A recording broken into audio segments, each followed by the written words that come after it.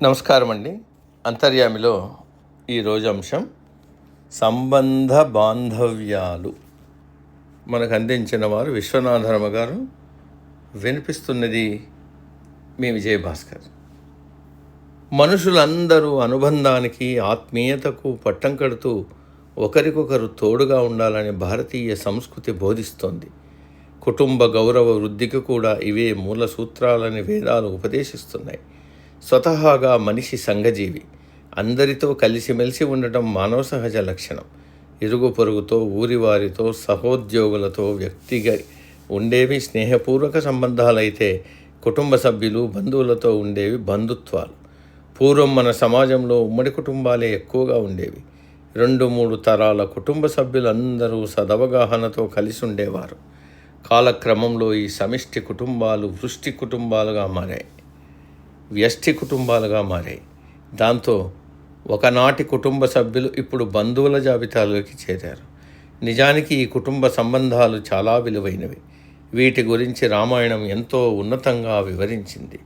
ముఖ్యంగా అందులోని అన్నదమ్ముల అనుబంధం ఆదర్శవంతమైనది. తండ్రి మాటల జవదాటకుండా అరణ్యానికి వెళ్ళినా సమభావనతో అందరి పట్ల ధర్మాన్ని పాటించాడు శ్రీరాముడు. సోదరులను ప్రేమించాడు. వానరుడైన సుగ్రీవుడితో మిత్రధర్మాన్ని కొనసాగించాడు. శరణు వేడిన దానవీరుడు విభీషణుణ్ణి ఆదరించాడు. అనుబంధాలకు విలువిచ్చే విషయంలో శ్రీరాముడు సర్వోన్నత గుణ సంజాతుడిగా తేజరిల్లుతాడు. అందుకే రామమార్గం అందరికీ అనుసరణీయమైనది. ఇక భారతంలో ధర్మరాజు మాయాజూదంలో సర్వం కోల్పోయినప్పుడు ద్రౌపదితో పాటు తమ్ముళ్ళైన భీమార్జును, నకుల, సహదేవులు కూడా అన్న వెంట అడవులకు వెళ్ళారు.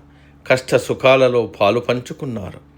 నిజానికి బంధం అంటే అందరినీ కలుపుకోవడం. బంధుత్వాల భగవంతుడు ప్రసాదించినవి. స్నేహ సంబంధాలు మనమెంచుకుని పెంచుకునేవి. వాటిని నిలుపుకుంటూ పదుగురికి ఆదర్శంగా నిలవాలి. మన మాట ప్రేమగా, ఆత్మీయంగా ఉన్నప్పుడే బాంధవ్యాలు, స్నేహాలు బలపడతాయి. అనేక మంది మనల్ని ఇష్టపడవచ్చు, కానీ కొద్దిమంది మాత్రమే మన అంతరంగానికి దగ్గరవుతారు.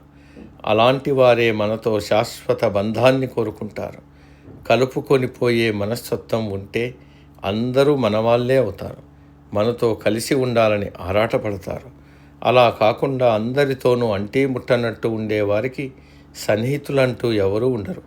కలవడానికి, విడిపోవడానికి చూపించే తొందర అర్థం చేసుకోవడానికి, దగ్గర పడడానికి చూపిస్తే ప్రతి బంధం పటిష్టంగానే ఉంటుంది. బంధాలు తెగిపోకుండా ఉండాలంటే ఎదుటివారు తప్పు చేస్తే క్షమించాలి. మనము తప్పు చేస్తే క్షమించమని అడగాలి.